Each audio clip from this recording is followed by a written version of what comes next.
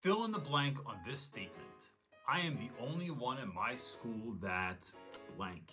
Are you the only one that smiles before Christmas or takes the school dress code seriously? Has classroom management skills, hold kids accountable, enjoys their job? Or maybe you feel like you're the only one that pushes students or blows bubbles in the hallway, greets kids at the door, stays late, comes in early, or gives homework. It can be incredibly difficult to be the only one that does a thing at your school, especially when you know that what you're doing is in the best interest of the students. So today I want to talk about how do you hold the line? How do you not give up? And even maybe get some more people onto your team to do that thing with you.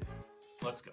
If you watch my videos, you know that I'm the only one that does a lot of ridiculous stuff in my school. And although that used to be awkward for me, it isn't anymore. However, it's a lot more fun to have more people like with you. I talk about this in my book, the idea that it's just not fun to just dance by yourself. So one of the things that keeps me focused, that keeps me motivated, is this idea that Jim Quick actually put really well when he said, the most important thing is to keep the most important things the most important thing. Curiously stated, Jim. I like to think about this as education's only ever about the students. The students are the most important thing.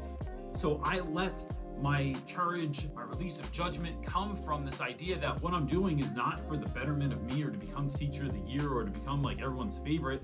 It's how do I get kids from where they are to where they need to be. And sometimes that way is through fun, it's through silliness, it's through being strict or hard on kids or just telling kids I love them every day. My second point is that there's this weird saying that says you catch more flies with honey than with vinegar. And I don't know why anybody's out there catching flies. I use one of those disgusting fly bags in my yard because I live in the country now and there's cows and they produce a lot of flies. That's a whole nother story. Anyway, what this means to me is that I want to attract more people to doing any given thing, right? So whether that's having fun or whether that's having in guests or whether that's having more folks like build really meaningful relationships with students and parents in my school. The way that I do that is by one, not becoming visibly angry that other people aren't doing it. Nobody in your school building wants to join a movement or an effort that looks like it's gonna make them miserable also. I want to instead show like the goodness of all of this. I wanted to make it look attractive. I wanted to not talk to you about how no one ever does this and I'm the only one that ever calls home and the kids don't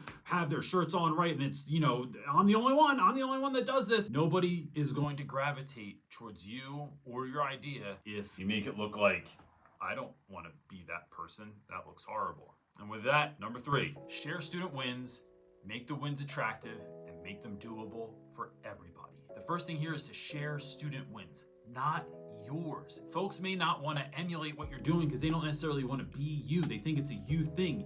But when you can share that you made the shift in your class and now you're doing something new and a way that it has benefited your students, that's undeniable. That's the goal everyone wants to get to. Teaching is like the most jealousy-ridden profession I have ever been a part of.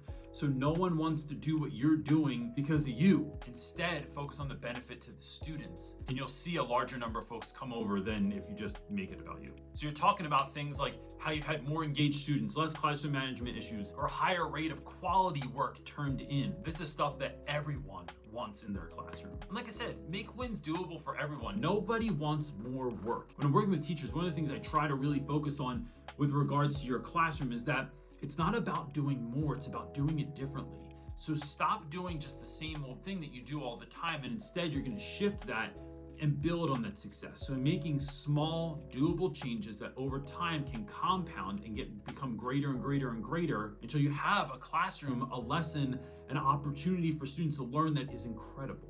The biggest pushback I get to this idea when I offer it in trainings is that folks you might want to make a big shift. You might want to be a different kind of teacher for your students. But like, where do you start? And although this is a good question, it's going to have a different answer for everyone. So start by asking this: how would the teacher that I'd like to be do what I'm about to do? And this question for me, I started thinking about this year, it shifted everything because it goes at this question with a shift of perspective.